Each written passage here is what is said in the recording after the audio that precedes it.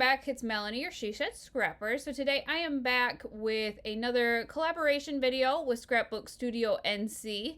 I am using the Simple Stories Going Places collection. So if you see what you like, definitely check out her shop. Everything, all the links will be down below. And make sure to take advantage of the 10% off and the free shipping over $35 that she is offering through the end of May. So there's this, and then I'll link a couple of other videos that I did so you can see what other goodies she has in the shop. So what I'm doing is I'm using this kind of navy matte paper, and I've seen, this kind of done with layouts on through Instagram, Pinterest before, but I decided instead of coming down from the top that I was going to have the slits kind of point inward where I'm going to have the pictures and have it off of both sides. So I made a mark 6 inches down so it was directly, centered, and then I believe the cut I did, I think 3.5 inches in, and then just folded back the paper. And I love the back side of this navy. It's a really pretty floral.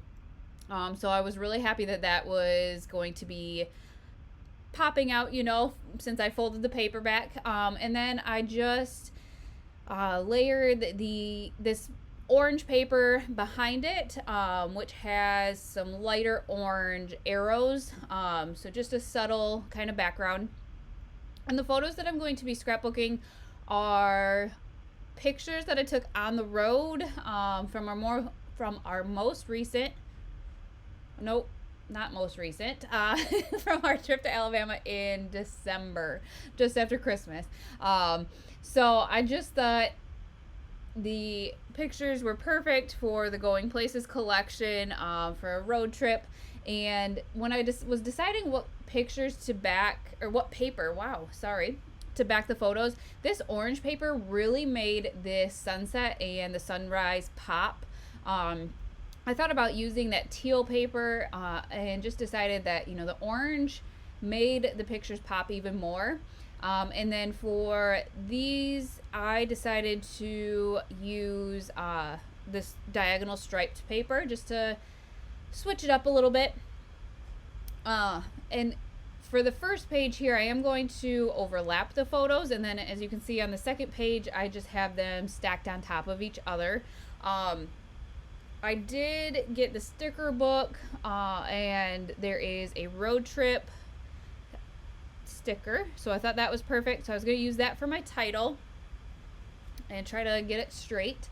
And then it did have some alphas in there as well. And so I was going to do road trip to Alabama, and you will see me start that. However, I did not realize when I started out that Alabama had 4 A's, and the book only had 3. So I decided, thank goodness, Alabama has a nickname, I guess, and I just put Bama. So I did have to switch it up a little bit. That is one thing I need to get better about, is kind of figuring out before I do the title if I have enough alphas, the correct letters, I guess. So because this picture is going to be overlapping, I did want to pop that one up off the page a little bit and just kind of give the layout some dimension. Here are the journal bits that I have. I don't know that I end up using them. They are pretty specific to different places.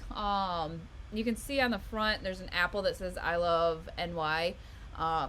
So not really where I was headed.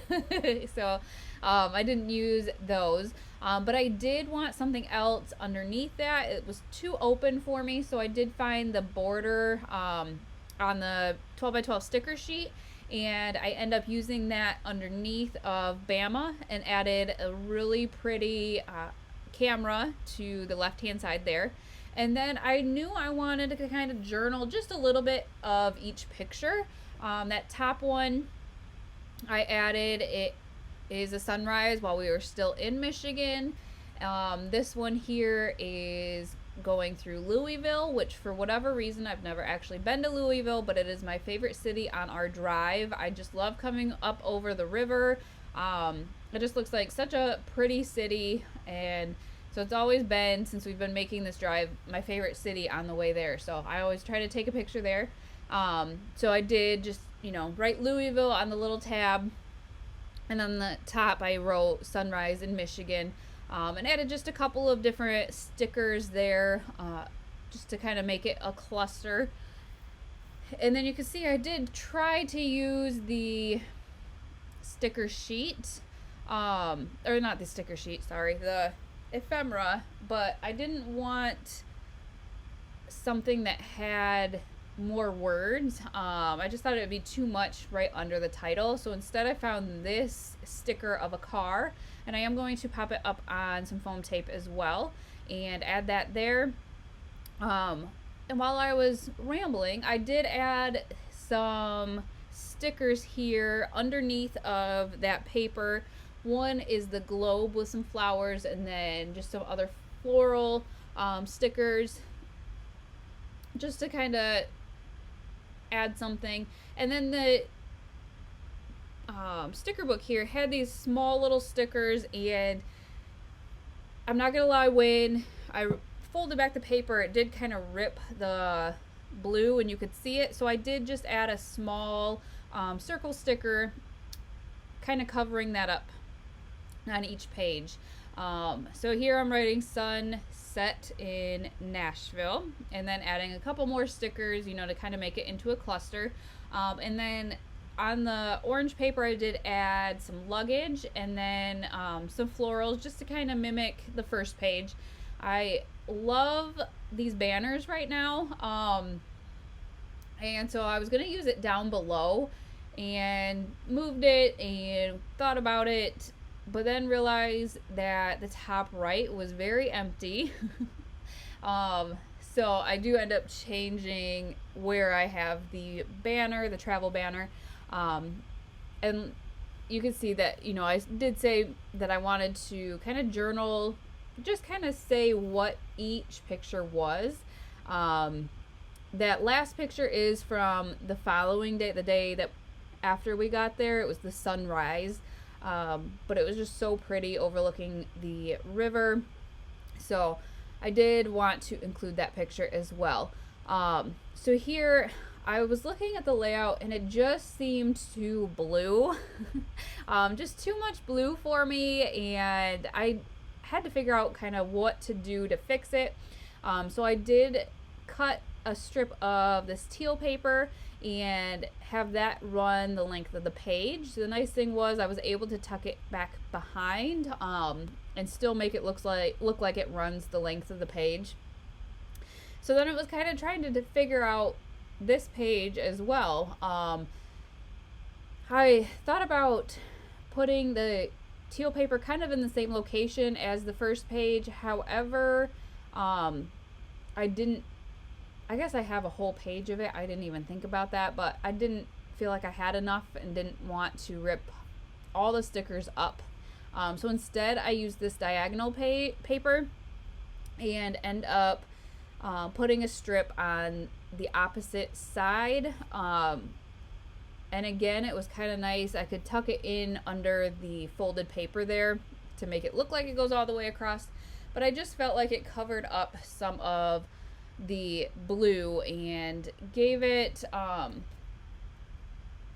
don't know, some more color, and wasn't so plain, I guess. So here's where I decide to move the travel banner up to the top. Otherwise, I think that is initially what I end up doing. I do grab some enamel dots. These are not from the Going Places collection. They're just out of my stash.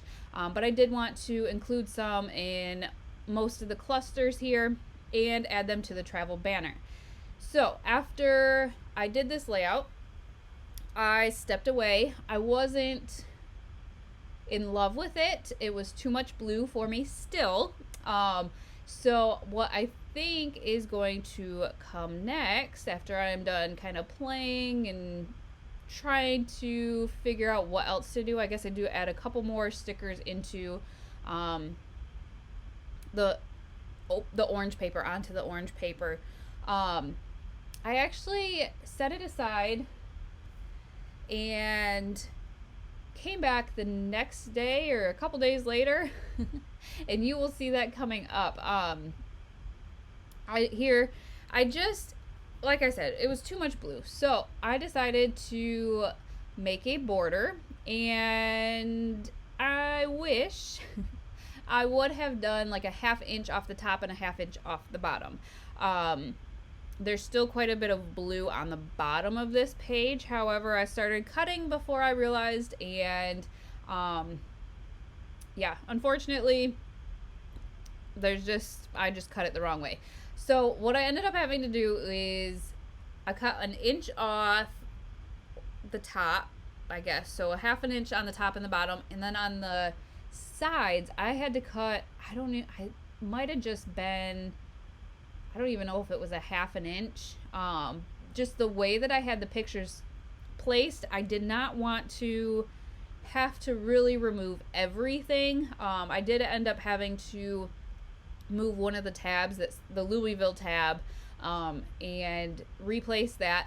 And what was tricky was I had one piece of this blue diagonal paper, but I wanted to border 2 pages. So I ended up having to cut strips.